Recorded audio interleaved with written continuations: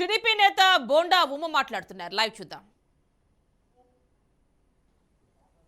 కులం పేరు చెప్పుకొని బతుకుతున్నటువంటి వీళ్ళు ఏం మాట్లాడారు? మీరు కాపులకి 5% రిజర్వేషన్ చంద్రబాబు నాయుడు గారు గత ప్రభుత్వం ఇస్తే జగన్మోహన్ రెడ్డి రద్దు చేస్తే మీరు ఏమన్నా నోరు తెరిచారా అని అడుగుతా ఉన్నా. అయిపోయింది. ఇవాళ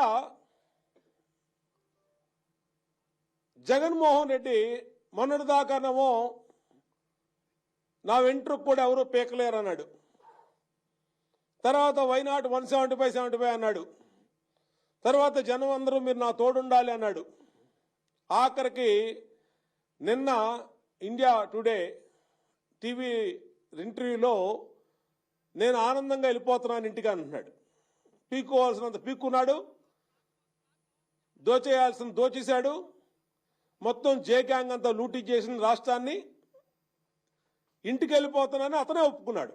ఓటమిని ముందే 60 రోజుల ముందే జగన్మోహన్ రెడ్డి స్పష్టంగా ప్రకటించాడు. ఈరోజు రిపబ్లిక్ డే నాడు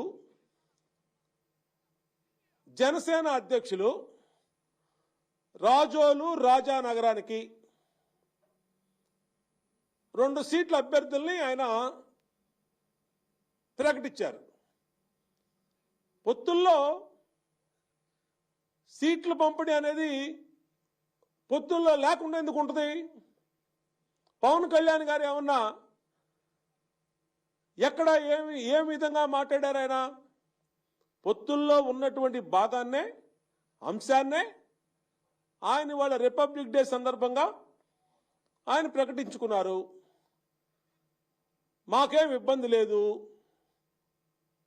మేము ఒక నియోజకవర్గం మండపేట మేము ప్రకటించాం, 2 నియోజకవర్గాలు ఆయన ప్రకటించారు. దీనికి ఊళ్ళో పెళ్లికి కుక్కల అడావుళ్లాగా మీకేంటి అని అడుగుతాం. మీకేం సంబంధం దీంట్లో? జనసేన తెలుగుదేశం, జనసేన సీట్లు జనసేన ప్రకటించింది, తెలుగుదేశం సీట్లు మా అధినేత ప్రకటించారు 1 సీటు.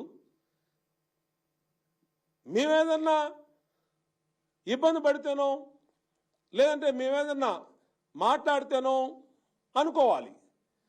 అసలు ఊళ్ళో పెళ్లికి కుక్కలాడావుళ్ళలాగా మీకేంటి అంటే, మీకు జనసేన తెలుగుదేశం పార్టీ కూటమి అంటే ప్యాంట్లు తడిసిపోతా ఉన్నాయి. డైపర్లు వేసుకొని తిరుగుతున్నారు మీరు. ఏ రోజు గోతికాడ నక్కల్లా కూర్చొని ఎక్కడ వీళ్ళిద్దరిని విడగొడదామా లేదంటే చెడగొడదామా అనే చందాన తాడేపల్లిలో కాసుకొని జే గ్యాంగ్ మొత్తం కూడా టీవీలకు అతుక్కొని ఏం జరుగుతుందా అనేది ప్రతి సెకండ్ వాచ్ చేస్తూ ఉన్నారు. ఏం జరిగింది? వాళ్ళు ఏం జరగలేదే. జనసేన అధ్యక్షులు పవన్ కళ్యాణ్ గారు